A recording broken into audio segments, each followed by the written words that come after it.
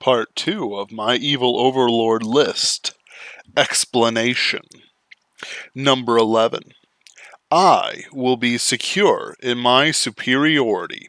Therefore, I will feel no need to prove it by leaving clues in the form of riddles, or leaving my weaker enemies alive to show they pose no threat. I mean, yeah, you can do that. Riddles are kind of a thing that isn't in vogue right now. So, like, nobody really does it unless you're writing a Riddler story in Batman. Like, it is not done. You should have your villain leave some sort of clue so the hero knows where to go next if they don't already. Otherwise, it's like, let's just wander around till something happens.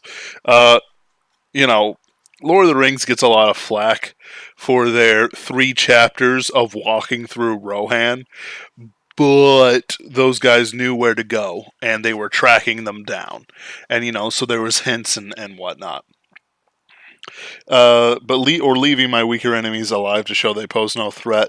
Like if you kill off your comic relief, like chapter 7, and maybe you're not going to have a great story unless nobody likes the comic relief. In which case, it's more of a you problem than that poor innocent comic relief character.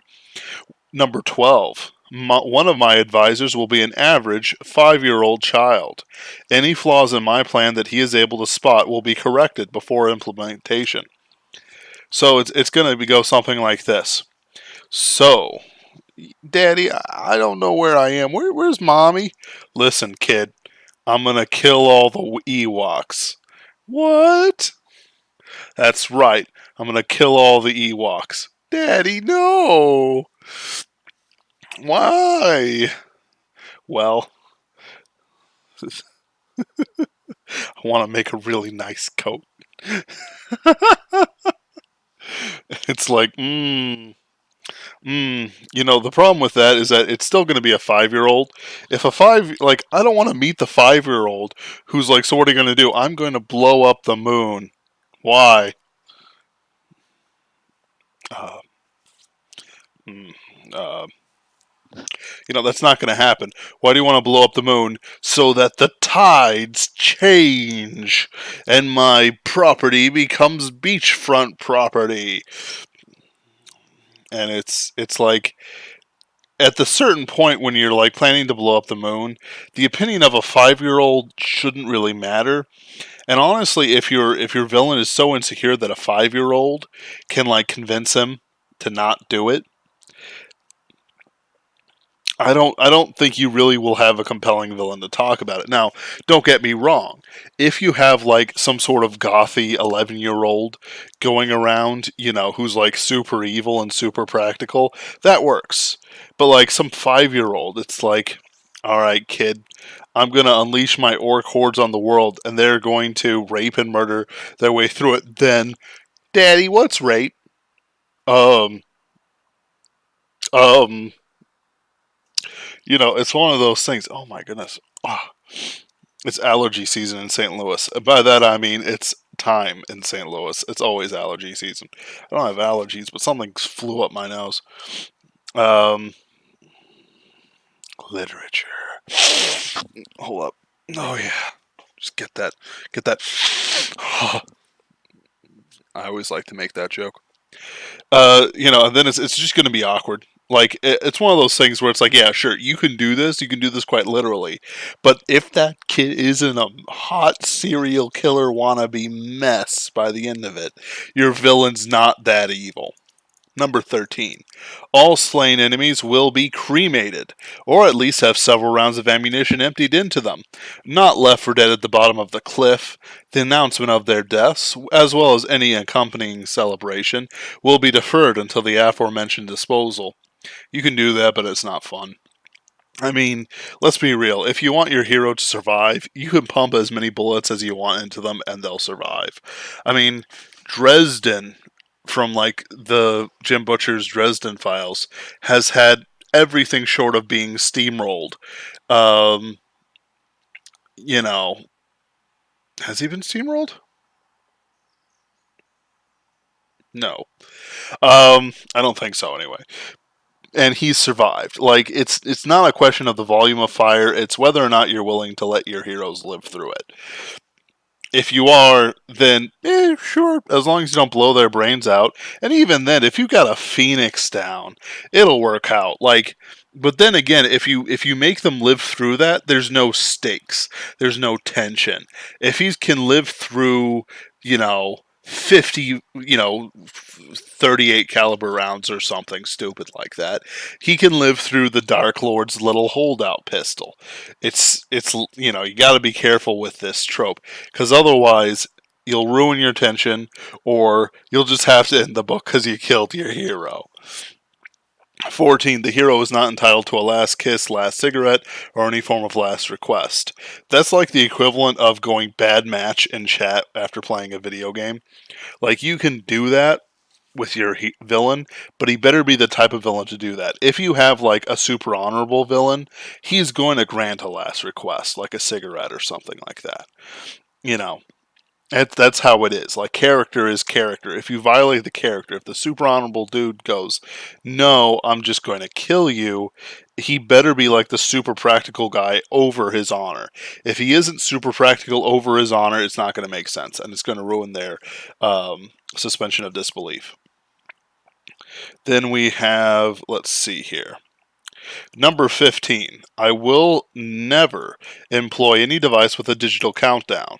If I find that such a device is absolutely unavoidable, I will set it to activate when the counter reaches 117 and the hero is just putting his plan into operation.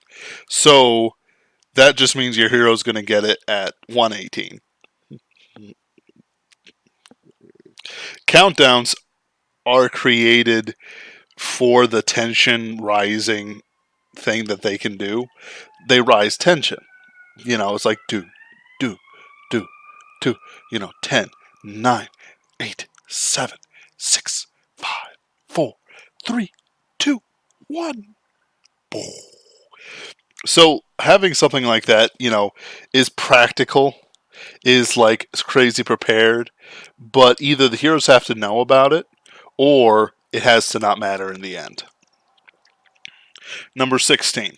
I will never utter a sentence, but before I kill you, there's just one thing I want to know. That's fair. The thing about that, though, is that you also want to make sure that you don't need everyone to know what everyone else is up to, but if there is a mystery that you've been bothering the villain with, you do need them to ask it. Otherwise, it's like, so you didn't resolve a plot line you've been spending time on, and it'll just ruin the experience. When I employ people as advisors, I will occasionally listen to their advice. If they're a competent advisor, they will betray the villain, and that's a very interesting plot line on its own. Number 18. I will not have a son, although his laughably underplanned attempt to usurp power will easily fail. It would provide a fatal distraction at a crucial point in time. So, if your villain is like a monk, it works out. But if he's a red-blooded man or a barbarian warlord, he's going to have like 50 sons. In fact, I would say it's better to have like 50 sons and then have them fight it out over time, as plot lines go and come, just because it'll be so much more entertaining to watch that sordid episode of Jerry Springer than it will be to have just one dude try to betray the king, the villain. I will not have a daughter. She would be as beautiful as she was evil. But one look at the hero's rugged countenance, and she'd betray her own father. Get him married off. But also, if you do it right, you could have her betray the hero. In fact, the proper way to subvert this one is to have her trained to seduce the hero when he shows up. Not only does that add Betty and Veronica drama to the hero's journey, but it also will throw everything into a loop and can be used for the plan. The problem is that if she does actually fall in love with the hero, it's like, you're back at square one. But but she'll probably try to kill his girlfriend, who is almost certainly the healer of the party, as is tradition almost. Therefore, as a writer, there's all types of things you can do to keep this exciting train going. Um, is like how deep do you want the romance subplots, murder, and sordid details to go? In this case, where I said that you would have many sons in the previous one, having just one daughter is just right. If you have multiple daughters, they'll be probably too busy scheming among themselves to deal with it. Number 20.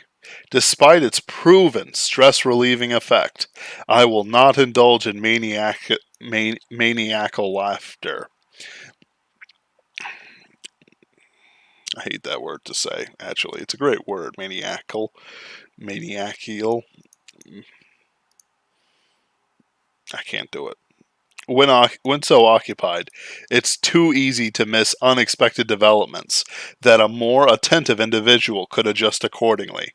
Laughter is absolutely fantastic as a dramatic villain triumph. It's like no one ever cares about the laughter. People care that there's a clear symbol of triumph that the villain is indulging in. It's like building an obelisk in your own image, or it's like putting your statues in places, or like destroying a building, or like having a feast, or marrying the captured princess. It doesn't actually matter what form it takes, just that it happens. Not only will it give the reader clear stakes for what's going on, it'll also give your villain a moment of triumph, which, if he's been losing so far, he desperately needs to keep to be a threat. Like, not many villains can lose all the time and still be a threat. Dio loses quite often. However, the second he shows up, he has enough mystique and laughter and all that jazz, to make himself still a threat.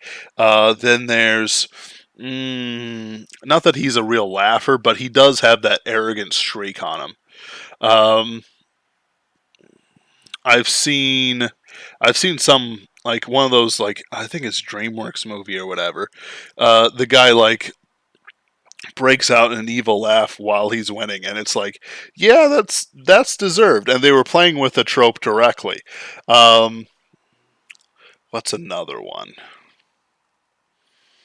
A one that failed is during Agatha Heterodyne's and the airship castle, where Dr. Beetlesburg engages in laughter as he pulls out his mechs. The problem is that his mechs are like 20 years out of date, and so it's not really the right time for it.